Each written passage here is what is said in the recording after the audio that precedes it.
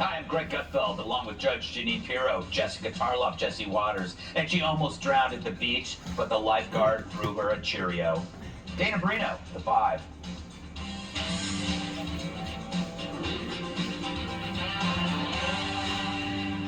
All right, guys. No, there's no such thing as a quick one. I'm out of here. Thank you all very much.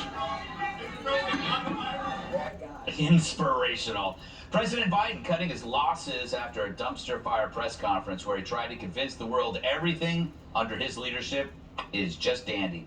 The latest Real Clear Politics average puts him at 38% approval, the lowest of his presidency so far. Biden getting asked why so many Americans think the country is on the wrong track, but all he could muster up was his usual nonsense on Russia and bogus claims about inflation. I can understand why the American people are frustrated because of inflation. But inflation is higher in almost every other country. Prices at the pump are higher in almost every other country. We're better positioned to deal with this than anyone, but we have a way to go. Ultimately, the reason why gas prices are up is because of Russia. Russia. How long is it fair to expect American drivers and drivers around the world to pay that premium for this war? As long as it takes. So Russia cannot, in fact, defeat Ukraine and move beyond Ukraine. Jeez Making Russia Louise. rich. And the guy who helped Obama get elected thinks Joe isn't cut out for this line of work. We're helping Russia When the pay for president the got war. into those questions, gas prices and inflation and abortion rights, there was a lot less of that certainty, a lot less of that emphatic nature of his initial presentation on NATO, because he doesn't have great answers. And as things go south, Biden is being forced to apply for the job he already has. The president has been trying to convince Democrats, fundraisers, that he is ready for 2024, arguing that he's the only one who can beat Trump. Apparently, Jessica is hoping that Trump runs.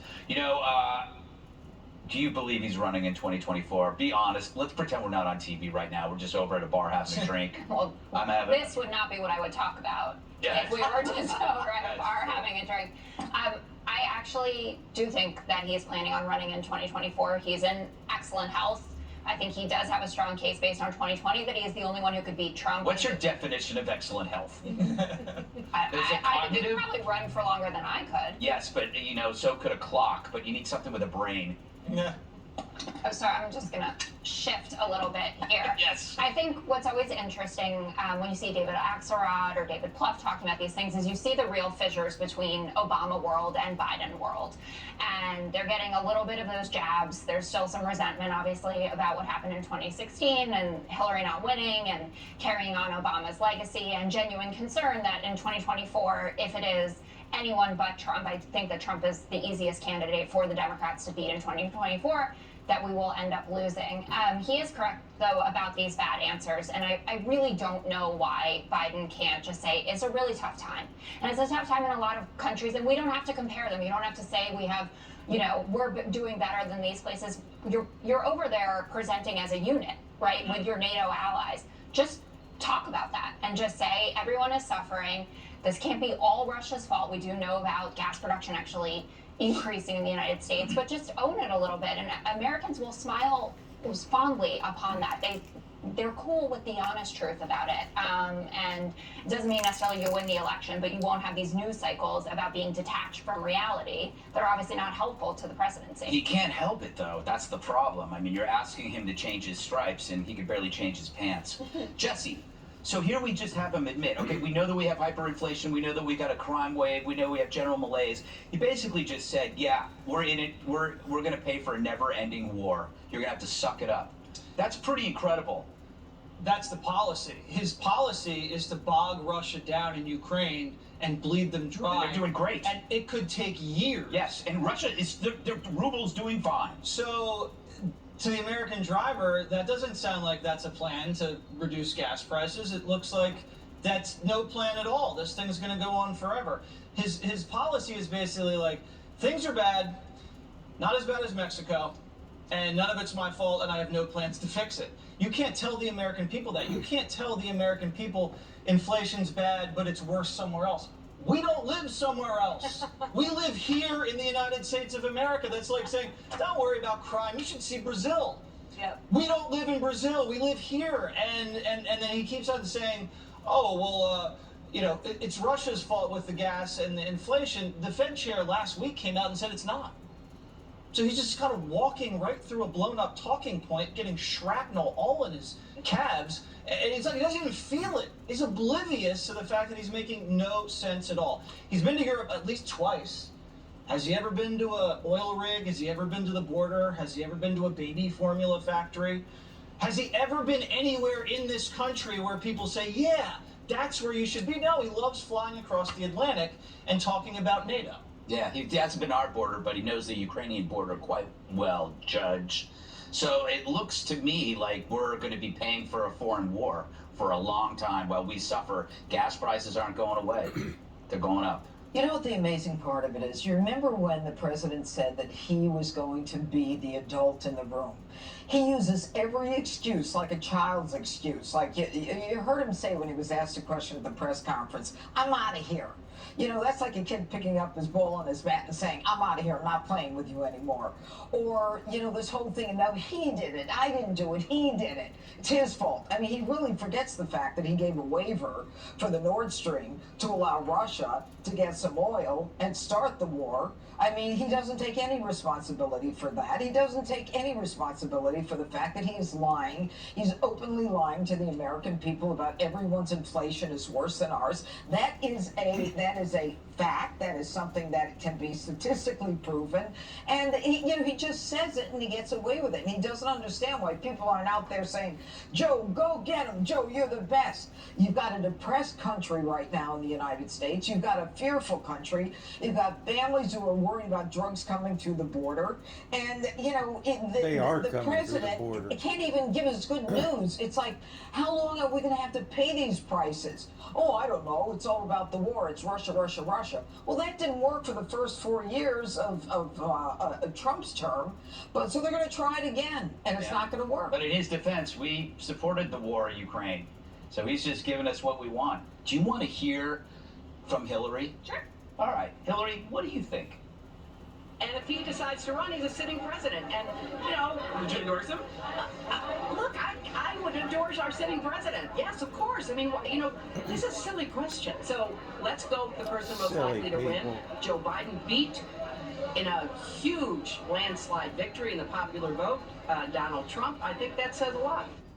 What do you think? Well, so she's out there, but also Governor Pritzker of Illinois, he's out there today. He said, he basically put it out on the table that he wants to primary him, that he's going to run. So the president is coming back to the United States with no good answers. Like, there are ways to bring down gas prices while you also support the war in Ukraine. Yep. You could drill for more here. Right, but that's never going to be an answer that you can provide. So you actually can do that. Mm-hmm. You just won't do that. Mm-hmm. Instead, what's the next trip he's taking? It's not to the border, it's to Saudi Arabia. Yeah. And also, you have people in his administration making a little trip down to Venezuela, supposedly to talk to one of the Americans being held there, but we also know that they were going to see if Venezuela could start pumping more oil. A big deal amongst Democrats today is this piece by Ryan Grimm at The Intercept it's called The Elephant in the Zoom, and it's all about the internal fighting amongst the Democrats. That's where the real political fight is. I mean, they always like to talk about the Republicans, but this is a fracturing party. I absolutely think that you're going to see a primary. Hillary, I don't think she's going to run necessarily, but she loves to be out there. Yeah, that's true. All right. Up next, President Biden bashing the Supreme Court and following the far left on abortion. Biden massively caving to the far left over abortion and bashing the Supreme Court while overseas. The president now calling for eliminating the filibuster to legalize abortion nationwide, even though he had previously said it was a very dangerous thing to do. The one thing that has been destabilizing is the outrageous behavior of the Supreme Court of the United States on overruling not only Roe v. Wade, but essentially challenging the right to privacy. I believe we have to codify Roe v. Wade in the law, and the way to do that is to make sure that Congress votes to do that. And if the filibuster gets in the way, it's like voting rights. It should be, we provide an exception for this, require an exception to the filibuster for this action. to deal with the Supreme Court decision. Okay. Biden's new stance making AOC quite happy. Quote, now we're talking. Time for people to see a real forceful push for it. Use the bully pulpit. We need more. And it looks like Biden's more than happy to appease the squad. Listen. Are you the best messenger to carry this forward when Democrats, many of them, many progressives, want you to do? Yeah, I am. I'm the President of the United States of America. That makes me the best messenger. All right. Jessica, they're not going to blow up the filibuster. I mean, there's Sinema and Manchin says no way, right? So what is he talking about? Well, Sinema has already said no way. Manchin we haven't heard from on this particular point. I would doubt that he would go back on it, but he does feel very personally aggrieved that he says that he was lied to by the Supreme Court justices in their private meetings about how they would, whether Roe v. Wade was settled precedent. I still don't think that it is going to happen, but I want to push back on the idea that this is only, far left progressives that want to see Joe Biden take action on this. It's a very standard Democratic position right now that something needs to be done to get Roe v. Wade codified on some level on a national stage, that there has to be some federal protections. I've been talking about the fact that I think that you could probably get even some moderate Republicans to sign on to some protection that maybe mirrors what we have in Europe, 12 weeks, 15 weeks as a baseline minimum, so that people who are in these states with the most aggressively anti-choice policies, like in Arkansas, Ohio, Texas, Louisiana, et cetera, have some protections. So I hope the conversation goes that way, but I don't see the filibuster going anywhere. He tried this with voting rights as well, and it was no dice. Do you see that happening, what you just said about Republican senators joining to codify Roe? I don't. I really don't. I think that what they're going to do is they're going to say, look, the Supreme Court wants us to go back to the states. Let it go back to the states. They're not going to put their reputations on the line.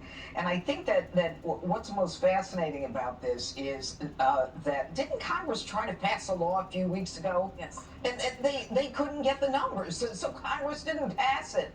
What was it, 3 weeks ago? So enough of that. I mean, if they want to get the carve out, it's not going to happen. It's got to go to the states. The Supreme Court said it, and that's the way it's got to happen. And the squad is pretty pumped up that Biden looks like or sounds like he may be doing something more than he's doing already. Yeah, so he's going to set himself up again for failure. Right. And then they'll be disappointed, and then they'll be mad, and then they'll kick and scream, and they'll try to explain the Constitution to us, which has been quite hilarious today, actually. The whole issue about it being codified is actually kind of interesting, because the Supreme Court just said there's no right to abortion in the Constitution. It has to be done at the state level. So even if they were to pass a law, I don't think that would actually pass constitutional muster. So, why don't you just go and try to do something in the states? That would seem to make a lot more sense to me. I thought the president not defending our institutions and our system of government on overseas was terrible. If President Trump had done that, there would have been an outcry. Now, you can say, I disagree with decisions, but our system is the best in the world. So you have some of these statistics of people who are not proud to be Americans this year. It's terrible. But you can say that you disagree with them and that you're going to, but we have a system in which we can try to do something, and this is what I'm going to try to do. But he doesn't do any of that. The other thing is that why did he wait a week to do this? How could you be caught flat-footed when you had 1 year of the idea that this could be overturned? You had over 50 days of a leaked opinion out there, and then he waits a week. So now everybody's spun up. They're upset. They're coming up with ideas like putting abortion clinics on national park land. And because they didn't have a plan. They weren't out there in order to do it. The left has to figure out a way to legislate, because they are no longer going to be able to rely on the judiciary to implement their policies. And it's pretty amazing, Jesse. Supreme Court the Democrats have the White House, the House, years. and the Senate, and there's been this string of conservative wins in the last few weeks. So I think they're on their back feet. That's a great point about them needing to legislate, because they have been jamming a lot of unpopular things through the judicial system, and now looks like the Republicans own the Supreme Court for quite some time. Yeah, it's like I think Trump has had the best second term that a non-president ever had, because all these wins are directly related to that. There's nothing more dangerous than an empty vessel, because you can fill it with anything, and I think we're seeing that with Biden right now. I don't understand how an old white male like him can prefer an elite group of judges to decide what a woman or woman can't do. I'm in agreement with most intelligent leftists. The decisions about a woman's body should not be in the hands of some small elite group of judges. How smart and correct was it for them to say, you know what, you're right. let's put it back to the states and all of you guys can figure it out. That's way more representative than this elite group of judges. So if you want to talk about what's pro-woman, that's what they just did. They said, look, this is not on us. This is not constitutional. You guys take care of it. That's about as pro-woman as you're going to get. Can I just Go ahead. add quickly? So what Biden was talking about in terms of a carve out and the filibuster, it was actually for privacy. It wasn't for abortion, and that's how Roe existed. It was a 7-2 decision because it was a privacy decision. There is no right to privacy in the Constitution. That's what the. But there are. I understand that. I'm just saying it's very.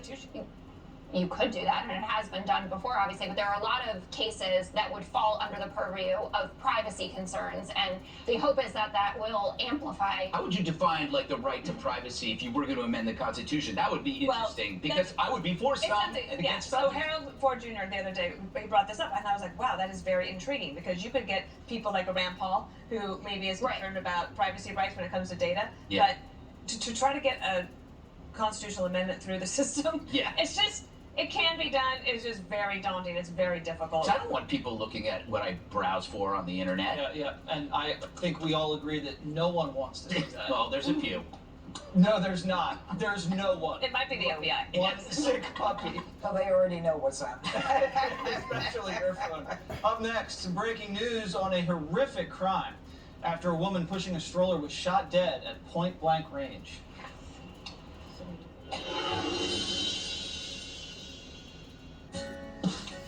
Breaking news about the horrific murder of a 20-year-old mom who was shot point blank while pushing her baby in a stroller. A law enforcement source telling Fox News the NYPD is looking for a person of interest, the victim's ex-boyfriend, Isaac Argro, in what is believed to be a domestic violence murder. The mother of the victim is blaming the city for failing to protect her daughter, saying the family called numerous times in the past for her protection. Mayor Eric Adams rushed into the scene last night and making guns the focus earlier today.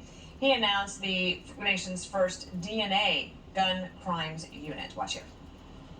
We know that there are too many guns on our streets. We're seeing the sickening reality of the overproliferation of guns and the obsession of using guns in our country. And as mayor and as a former police officer, I am dedicated to stopping this madness. Greg, this is horrific. Once again, we have to talk about something that could have been prevented. Well, you know, the thing is, he shows up at every tragedy, every murder scene, and I get it. That's what you're supposed to do. And then he tells you that it's bad, right? And that it's always this problem. But it says this to you. It says you that police usually do show up after the crime is already committed, which is why when you catch a criminal, you should be keeping them behind bars. That's our first mistake. And the second point, you need prevention. And what's prevention? You need cops on the beat. I remember living in this city and seeing police on almost every street. You don't see that anymore. I feel like you see more homeless, drug-addicted zombies than cops by a long shot. And third and finally, you gotta listen to the people when they say they're threatened. They knew who this guy was. She had been abused by this guy, and yet the system screwed her. She's dead. The baby's got no mother, no father. Judge, the suspect was just identified, and it was given to Fox News, but he's not been arrested yet. Well, what's interesting about this, and besides the tragedy and the horror of it all, you've got a 3-month-old baby who's, in a stroller on a summer night in what was once the safest big city in the United States. The mother is just shot dead, execution style. It's a domestic violence homicide. It has all the earmarks of it. The mother had been beaten when she was pregnant and 6 months pregnant. Okay, and domestic violence increases in intensity and frequency as time goes on. So anyone who knows that woman knows that if he's going to beat her 6 months pregnant, he's going to really take care of her when she's not pregnant. She called the police. She went to court. She was in a shelter for battered women. She did everything she was supposed to do, and the system failed her. The police failed her. Now, I don't know if she ever got to court, if she ever got an order of protection, if he was ever charged with a crime. I don't know. But what I do know right now is that in New York City, it is open season. And we've got a mayor who, as Greg rightly says, shows up after the crime. And you know what? I don't see the mayor as a cop. I see him as an ideologue. Because he says there are more guns in our cities. It means more lives lost. First of all, he's wrong about that. There are studies that say that states with higher gun ownerships have fewer gun murders. We've also got the Crime Prevention Research Center shows that concealed handgun permit holders are extremely law-abiding. That's number one. Number two, can we hear from the Governor Hochul? I want to address that one. Let's play that, please. Do you have the numbers to show that it's the concealed carry permit holders that are committing crimes? I don't need to have numbers. Uh, I don't need to have a proof. data point to say that this is going to. All I know is I have a responsibility to the people of this state to have sensible gun safety laws.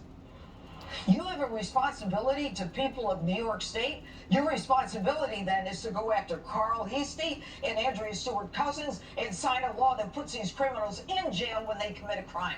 Stop with the ideological nonsense. The truth is, when she says I don't need numbers, she doesn't know the reality. It is law-abiding citizens with guns who are going to protect themselves and not cops because you tied their hands behind their backs. Jessica, this is causing a lot of people to decide to leave liberal cities, not just New York, but certainly we've seen that the statistics of people leaving New York is stark. And it wasn't just COVID. No, there was that data that came out just this week about it. I think it was in Axios, the report about it. This is something that I think started maybe for a lot of people because of COVID restrictions and now is continuing, or for people who stuck it out and are looking around and saying, oh, my rent just got hiked 25 to 35%. It doesn't feel safe here. I don't know if it's necessarily the best educational system for my kids. That's a big point that people are making who are considering, whether they want to do charter schools or pods or whatever it might be. I grew up here. I went to high school on 89th and Park Avenue. That's 6 blocks away from where this happened. It's truly frightening. It's not just happening here. It's happening all over the country. We had the woman who was pushing her baby and the guy drove into them and she managed to. Yes. I don't know how she pulled that off. That was incredible in LA. We need real policy positions that can become actionable. There are a lot of ideas percolating around. Mayor Adams has put things out there. We need to see how they work. In terms of the concealed carry permits, I agree with Governor Hochul insofar as that New Yorkers in New York City, for instance, there's just a discomfort with there being a lot of guns around, and she will continue to make people. Yeah. No, it's not good. I don't want to feel uncomfortable, but certainly saying I don't need a number, you do need the numbers, and we know that the people who are committing these crimes are criminals. She should have had a concealed carry permit. If someone is going to burglarize a house, they're not going to a house where there's a gun. So if they know there's a gun there, they're not going in. Jesse Waters, You'll learn to be comfortable. We get the post delivered to the apartment every day, and this is on the front page. And I'm picking up, and I open it up, and Emma sees it across the breakfast table. And she goes, what does that say? And she looks at where this happened. This is a 20-minute walk from our apartment. And she goes, Jesse, I want to move. Yep. And that's just her speaking from the heart, because this was, I think last month, 3 blocks from my apartment, they had the guy in all black chasing the guy on the street, stabbing him. So a couple more of these, and I'm moving to Westchester, upstate, New Jersey, God help me. And because between COVID and crime, people do not want to live in the city anymore. And forget, if I'm wrong, correct me. If this guy's beating his wife or his girlfriend, and if he has a handgun, shouldn't that be red flagged away? I mean, right? We don't have red flag gloves. Yeah. In New York, we don't have a red flag. I thought we had a red flag in New York. I guarantee you that gun is not legal. Okay, but either way, if it was legal, it should have been taken from him. I don't like how Adams talks. Why are you reading? Okay. Why are you reading from notes? He should be speaking from the heart. He sounds like Pierre, the woman at the White House press secretary. You should be out there pouring your heart out to people instead of looking down and saying how much you care and how bad guns are. I don't trust this guy. Up next, the liberal New York Times warning the Democrats to stop going woke or face a beatdown at the ballot box. A warning to the woke from the liberal New York Times, of all places. A columnist there is worried that Democrats will face certain defeat in November midterms because of all their infighting. Instead of banding together to win, far-left groups are too busy eating each other alive because people aren't woke enough. Left-wing groups are constantly arguing over diversity, equity, and inclusion, and it's paralyzed their ability to function. Somebody forgot to tell Mayor Pete about this. He's busy doubling down on racist roads by launching a $1 billion pilot program to build racial equity. All right, Greg, I want you to tell me about the roads that you've seen that are racist. Oh, God. I was driving down the road the other day, and I swear I heard him say, "Get off the road, you stupid Irish midget." Really upset me. Anyway, there might be actually some validity to what Mayor Pete's doing, but I want to talk about how, the initials, diversity, inclusion, and equity spell die. Every company, every industry that does this dies. Because their woke message in practice won't even work amongst themselves. Slowly, companies like Netflix are figuring this out, that inclusion actually ends up being exclusionary because you indulge the worst instincts of people to be, I want this attention, I'm different from you are, and if you don't indulge my difference, then I'm coming for you. So you end up indulging the kind of the loudest, unhinged voices in your workplace. And what does that do? It sends your best employees down the road somewhere else. If you look at like Substack, right? Substack is exploding because the best writers from every place are leaving. You look at Matt Taibbi, probably one of the best writers Rolling Stones ever had, goes to Substack. Glenn Greenwald founds The Intercept, leaves The Intercept, and goes to Substack. Now they're completely rich. Andrew Sullivan, everybody's leaving. So if you want to have really smart people, like look at the nonprofits. The nonprofits are in trouble because they have identity-obsessed pronoun pushers, and they can't settle on any kind of solution to an idea because they're too busy fighting out what their pronoun should be. It's crazy. Could you imagine this place running like that? You know, Dana, I mean, when they talk about the left, I mean, they are really dug in. I mean, you look at people like, you know, the Disney company and what they did. I mean, how far they went. When they had a lot to lose, I mean, America loved Disney. I mean, they didn't need to get involved. But when you realize how deeply they're involved in some of this woke stuff, do you think they can ever get out of it, or certainly in the near future? I don't know, because I was reading something today about the younger generation and how deeply they feel this.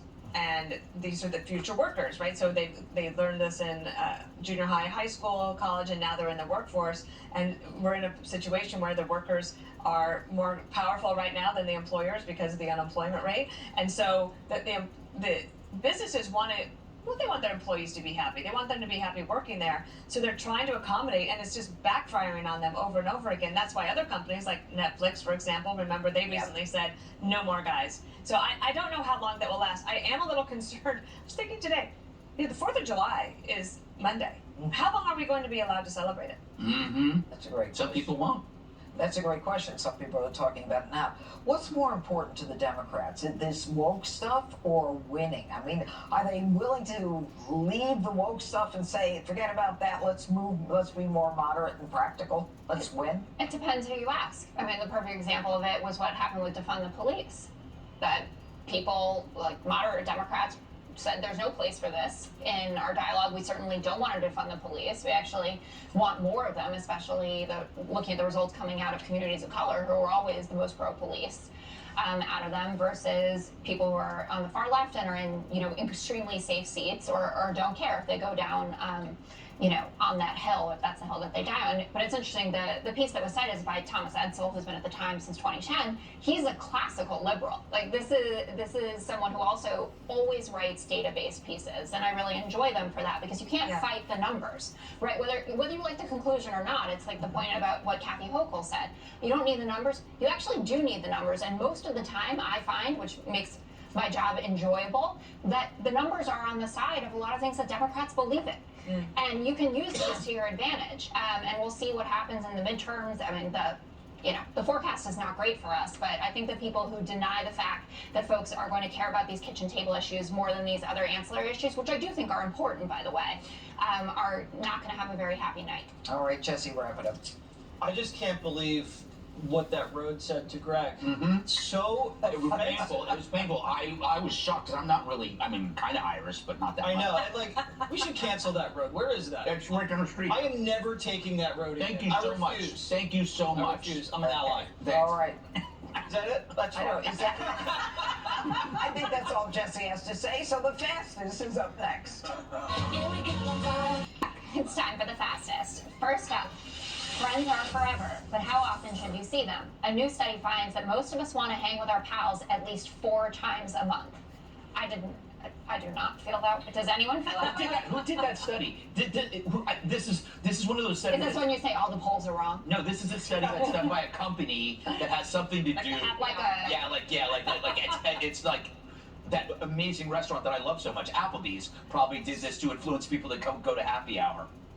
Yeah? Yeah. I don't know. That's what it comes down to? Yes. Applebee's? It's a silly and happy hour? Do you want to see your friends 4 apparently times a you've never month? been Do I to want to see my Applebee's. I like 2 of my girlfriends. I like to see them. So 4 times a month for them. Yeah, like every week I see them. Yeah. Well, I feel like I see my friends every day. Yes. Oh, she's That's a so perfect sweet. answer. There's at least 2 people here I like.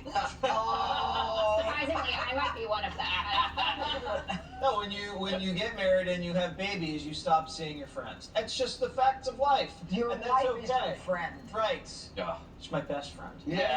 Oh, That's good. everybody shut up. Okay, we'll do the next story then. Okay. Next time you want to return something, stores may just let you keep it. Thanks to the supply chain crisis and soaring gas prices, big box chains are overwhelmed by a massive backlog of inventory and would rather you not add to it. This sounds like a recipe for disaster for the company, because then wouldn't you just say you want to return everything and get your money back, but then keep the item? Yes. I mean, not that I would do that. Definitely. That never occurred to me. No, this is just called giving up. I can't believe they didn't have another option to consider, like, why don't we rent some warehouse space? But no, just keep it. That says that most of their stuff's coming from China and it's in terrible quality. They don't want it back. They don't want it either. They don't want it either. But they should figure out some system for donating it when you think about that, because they've made returns so easy. Yeah, but right? they left it up to you, and we're charitable. We should do that on our own. Okay, I'm happy to lead the donation charge. Yeah, I mean, there would be some very well-dressed homeless people in Manhattan if that happens. I can't do returns. They're impossible. Why? They literally just said they made Printing it so easy. receipts and finding the email It's usually us to keep it in the I'd envelope. rather just keep it if it doesn't fit. Yeah. Well, that's what they Peter want has us to do. figured it out for me, and that's one of the nicest things that he It's a does. 6-step process. That's what Peter does that for you? Yeah, it's so nice. That's love. True love, yeah. You know what? I'll pay him if He's you my do it. best friend. Best Oh. friend. Yes, he's got it. They're 2 best friends. They're married to their best friends. I How like about my you, husband. Greg? I'm not married to my best friend. He's kind of a fat guy. That would be so gross. We have thought about it. A new CGI concept video is showing off a giant nuclear-powered flying hotel. It comes with a gym and swimming pool and claims it could carry 5,000 passengers. But critics say it could wipe out an entire city if it ever crashed. That looks like being on a cruise ship. And Yeah, I'm gonna let somebody else go before me. That looks on like that. Empire Strikes Back. You remember Lando? Remember the guy with the afro? Remember that scene? It was Yeah. all like cloudy. That's the thing. Is this exciting? Looks like it's That's what it is, and it's nuclear powered. See, why doesn't Biden get with nuclear? We could have flying Hotel. hotels. Well, like, what are you seeing from that airplane? Think about it. At least on a ship or a cruise ship you see the water, you see the islands. And this, you're in the clouds. That's Also, great. why do you Clouds need all a flying day. hotel? Right. We're gonna Well, need if you to, have a hotel, it's because you want to go somewhere. we're gonna need to leave Earth. That's what this is about. We're gonna need to leave. By the way, this is all concept. You can make anything with a computer. This doesn't exist. How do you know? Because I'm involved in certain planning that I can't discuss with you. Oh, But secret it's- planning. Yeah, secret planning. Okay. Well, I think With this my went best really friend. well. One more thing is up next. Did you try that? It's amazing. Okay, one more thing. I get to go first. Yay. Tonight, what a great show, huh? I got this guy, Brian Kilmeade. He does a show called Fox and Friends. Kind of ironic, he has no friends. Larry Trump! Jamie Lissow, Cat Tip, great show. Let's do this. Yeah. Animals are great. I haven't done this in a while. Animals are great. I just like looking at everybody's Animals are great. I'm so happy. I'll just get right to the point. Nothing better than watch a bunny do a drop kick on a toilet paper roll. See it again. This is amazing. I don't know how this rabbit learned. I didn't know rabbits could do that. Incredible. Great. It is probably one of the best pieces of tape I've ever seen. But anyway. It's weird that they have those picture frames on the floor. It is. Everything's weird about this. And the fact that you saw that data is even more weird. All right, I was Dana, never your how many turn. times. Well, if you would all join me in wishing my mom, Jan Perino, a very happy birthday today. She is 75 years young. Yeah, she is. I got her at National Parkscape. I think she's been to every national park, every state. She just went to North Dakota. That was her final state. There she is with Percy. We had a wonderful time when she came and visited. Her birthday wish was to meet Bill Hemmer. Wow. So there you go. And that's her neighbor. Look at that, Mina Jan. Oh, that's very Talk cute. about like getting off scot-free and have to pay for that. Exactly. Happy birthday, Mom. happy birthday. Jesse? Jesse's got some July 4th tips. Ooh. Do we have any animation? I'll just tell you what they are. Wait, you're not on tomorrow? July 4th, everyone's going to be barbecuing. And I don't like it when people count and they say, how many hot dogs do you want? Well, how many hamburgers do you want? And they try to like make sure everything's perfect. Just make a lot of food, because when you try to like time it out like that, you always don't make enough, and then people want an extra hot dog. Maybe I want 2 hot dogs. Maybe I want 3 hot dogs. Yeah. All right, but I don't want to say I'll have 3 hot dogs. So just make the whole pack. Makes everybody happy. What And then if you have the pack leftovers. isn't enough? Not a 3 hot dogs. Well, If 3 hot dogs isn't That's enough, I your have a one more problem. thing? Also, tonight on Jesse Waters Prime Time, Hillary Clinton's sexy romance novels. There will be a dramatic reading. Oh, great. Stop it. This isn't real. That is real. Judge? Oh, okay. Now, Kyle King was camping on an island off the coast of Japan when he came face to face with this hardened criminal. This knife-wielding crab had been poking around outside of the tent and woke him up. King put his phone on flashlight, went outside to investigate. That's when he saw a 10-legged vandal making off with his steak knife. Apparently, the coconut crab is a nocturnal crawler with a powerful grip, and it's rightfully nicknamed the robber crab. Where is this? Boy, good. Right outside of You're in the Japan, right way. on the coast of Japan. Ooh. I won't be going there. Gnarly crustaceans. I got crabs there once. They were delicious. Delicious. Jessica? So gross. She just takes up. Yes. Elvis is the king of the box office. Really? Are you ready to fly? I'm ready to fly. Like Tom Hanks. Tom Hanks looks huge. Yes. Tom Hanks. Okay. I'm sorry. On the heels of the Sorry, Pitcher Tom. movie, now you can own a piece of Elvis's history. Presley's childhood home in Tupelo, Mississippi, which was left abandoned and at one point was expected to be torn down, is hitting the auction block on August 14th. The starting auction price is between $30,000 to $50,000. The 3-bedroom, 1,260 square foot home is where Elvis and his parents, Vernon and Gladys Presley, lived from 1943 to 1944. Not that long, but Seems like a steal. Year. I know. I thought the price was super low too for this. Yeah, it must be an Alaska. It's just around the Maybe we corner should buy it. from where Okay, Elvis what's- was born. yeah. Should we buy it as a unit? Yeah, let's Yeah, buy let's it. buy it. buy Hold this this line. house. Put a bid on Make it it happen. now. Yes. Okay. We can all move there. Finance. We can all move there and do the show from there and get out Yes, of own a yes. city called New York. Yeah, it's probably safer there. Okay, Speaking of, that's it for us. Special